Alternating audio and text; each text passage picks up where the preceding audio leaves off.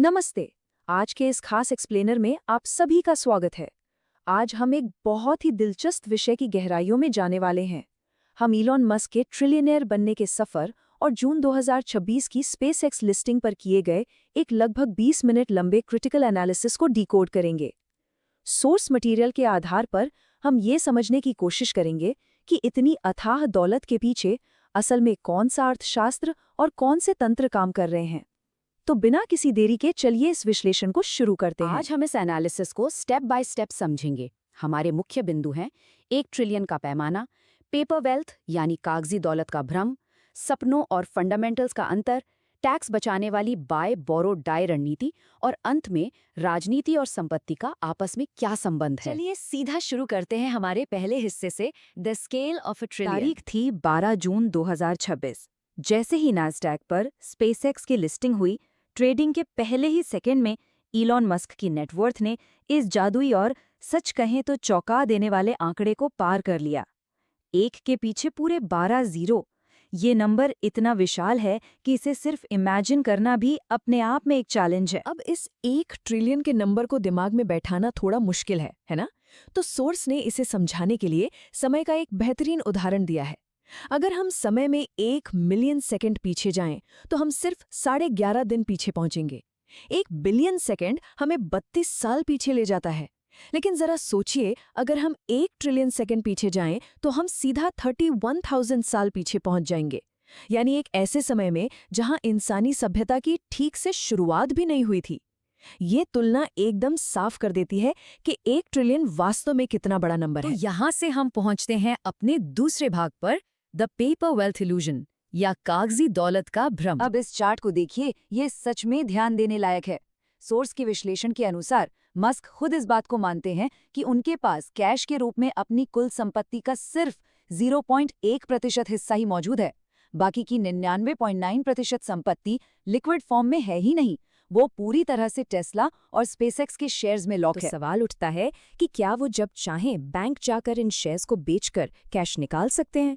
Soros का सीधा सा तर्क है कि ऐसा बिल्कुल नहीं हो सकता। अगर वो अचानक अपनी इतनी बड़ी हिस्सेदारी लिक्विडेट करने की कोशिश करेंगे तो मार्केट में शेयर्स की बाढ़ आ जाएगी।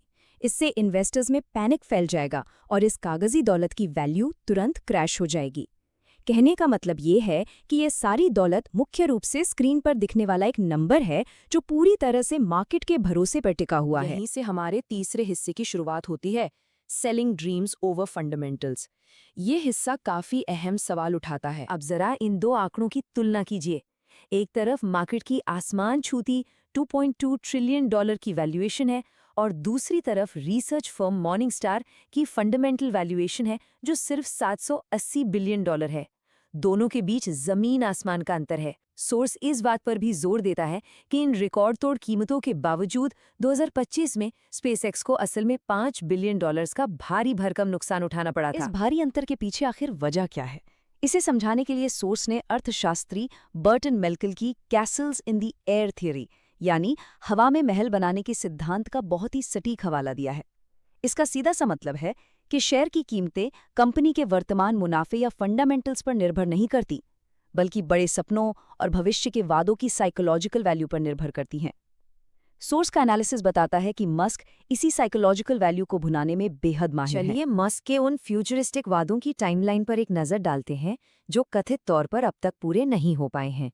2013 का हाइपरलूप ट्रांसपोर्टेशन का आइडिया, 2015 में फुल ऑटोनोमस ड्राइविंग का वादा, 2017 में ट्रैफिक कम करने के लिए बोरिंग कंपनी की टनल, 2019 में रोबोटैक्सीज का सपना और 2024 में इंसानों को मंगल ग्रह पर ले जाने का वादा। विश्लेषण के अनुसार इन्वेस्टर्स असल में इन्हीं बड़े सपनों पर अपना पैसा लगाते हैं। यही कारण है कि वॉल स्ट्रीट के जाने माने इन्वेस्टर स्टीव आइसमैन, जिनका जिक्र सोर्स ने किया है, स्पेसएक्स की इस वैल्यूएशन को लेकर काफी संशय में हैं। उनका ये कोट इस स्थिति को बखूबी बयां करता है। ये एक साइंस फिक्शन कहानी का आईपीओ है जो एक साइंस फिक्शन कल्ट के लिए बना है। ये कोट एकदम साफ दिखाता है कि फाइनेंशियल दुनिया का एक बड़ा हिस्सा इस ट्रिलियन डॉलर वैल्यूएशन को किस नजरिए से देख रहा है। अब आते हैं चौथे और शायद सबसे दिलचस्प हिस्से पर, the buy borrow die strategy. Source इस पूरी वेल्थ स्ट्रैटेजी को बाय बोरो डाई कहता है। ये सुनने में जितनी अजीब लगती है, काम उतनी ही सफाई से करती है। आइए इसे स्टेप बाय स्टेप समझते हैं।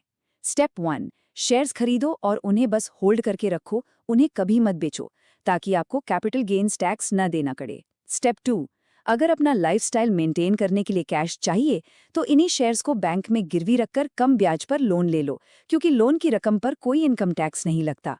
और आखिरी स्टेप, मृत्यु के बाद बिना किसी भारी टैक्स के ये वेल्थ अगली पीढ़ी को ट्रांसफर हो जाती है। इसे एक रियल वर्ल्ड उदाहरण से समझते हैं, जो सोर्स ने हाईलाइट किया है। जब इलॉन मस्क ने ट्विटर खरीदा था, तो उन्होंने अपने लगभग 236 मिलियन टेस्ला शेयर्स को कोलैटरल यानी गिरवी के तौर पर रखा। लगभग $62.5 बिलियन की वैल्यू वाले इन शेयर्स का इस्तेमाल करके उन्होंने बैंक से $2.5 बिलियन का लोन ले लिया। इस तरह उन्होंने अपने शेयर्स भी नहीं बेचे, टैक्स भी नहीं दिया और अधिग्रहण के लिए उन्हें कैश भी मिल गया। टैक्स सिस्टम का ये ढांचा कैसे काम करता है, ये डेटा एकदम साफ तस्वीर पेश करता है। जहां एक आम अमेरिकी कर्मचारी अपनी आय पर 20 से 30% टैक्स भरता है, वहीं सोर्स के डेटा के अनुसार 2014 से 2018 के बीच मस्क ने अपनी संपत्ति में हुई भारी भरकम बढ़ोतरी के मुकाबले सिर्फ 3.2% टैक्स का भुगतान किया। ये डेटा दोनों वर्गों के बीच मौजूद एक बहुत बड़े टैक्स गैप को पूरी तरह से न्यूट्रल रूप में हमारे सामने रखता है। अब हम अपनी एक्सप्लेनर के आखिरी हिस्से की तरफ बढ़ते हैं, पॉलिटिक्स एंड बिलियनियर वेल्थ। राजनीतिक संबंधों के असर को दिखाने के लिए सोर्स कुछ बहुत ही स्पेसिफिक दावे पेश करता है। रिपोर्ट बताती है कि 2024 के ट्रंप कैंपेन में $90 मिलियन का डोनेशन दिया गया। इलेक्शन के बाद कथित तौर पर मस्क की संपत्ति में 5 गुना का इजाफा हुआ। सोर्स का ये भी कहना है कि चुनाव के बाद मस्क की अलग अलग कंपनियों के खिलाफ चल रही 40 इन्वेस्टिगेशंस बंद कर दी गई। और सबसे अहम बात, स्पेसएक्स के आईपीओ से ठीक पहले एसईसी और नैस्डैक ने नियमों में बदलाव करके उन्हें फास्ट ट्रैक एंट्री दी, जिससे उन्हें ब्रोकर सेफ्टी रूल्स में भी छूट मिल गई। इसका एक इंटरनेशनल उदाहरण भी सोर्स में शेयर किया गया है। रिपोर्ट की गई इस टाइमलाइन को देखिए। फरवरी 2025 में भारतीय प्रधानमंत्री और मस्क की अमेरिका में मुलाकात होती है और इसके कुछ ही महीनों बाद जून 2025 तक स्टारलिंक को भारत में सैटेलाइट इंटरनेट सर्विस शुरू करने का लाइसेंस मिल जाता है, जिसमें कथित तौर पर कुछ राष्ट्रीय सुरक्षा की शर्तों में ढील दी गई थी। इन सब बातों से एक बात तो स्पष्ट होती है कि ये जो कागजी दौलत है, ये बहुत ही नाजुक होती है और काफी हद तक राजनीतिक संरक्षण पर निर्भर करती है। सोर्स इसका सबूत देते हुए बताता है कि 2025 में जब मस्क और ट्रंप के बीच एक पब्लिक डिबेट या विवाद हुआ था, तो महज एक ही दिन में टेस्ला के शेयर्स 14% तक धड़ाम से गिर गए थे। ये साफ दिखाता है कि पेपर वेल्थ कितनी जल्दी हवा हो सकती है। हम आज के इस एक्सप्लेनर को एक बहुत ही गहरे और विचारणीय सवाल के साथ खत्म करेंगे। सोर्स के डेटा के मुताबिक दुनिया से भुखमरी मिटाने के लिए हर साल करीब $40 बिलियन की आवश्यकता होती है। अगर इस कागजी दौलत का एक छोटा सा हिस्सा भी ग्लोबल पॉवर्टी जैसी इतनी बड़ी समस्या को सुलझा सकता है, तो समाज को इन $1 ट्रिलियन वैल्यूएशंस को किस नजरिए से देखना चाहिए? क्या ये वास्तव में सफलता की निशानी है या सिर्फ कागजों पर बना हुआ एक भ्रम? इस अहम सवाल के साथ हम आज के इस एक्सप्लेनर को यहीं विराम देते हैं। हमें उम्मीद है कि इस विश्लेषण ने आपको इन जटिल विषयों को गहराई से समझने में मदद की होगी। जुड़ने के लिए बहुत बहुत धन्यवाद।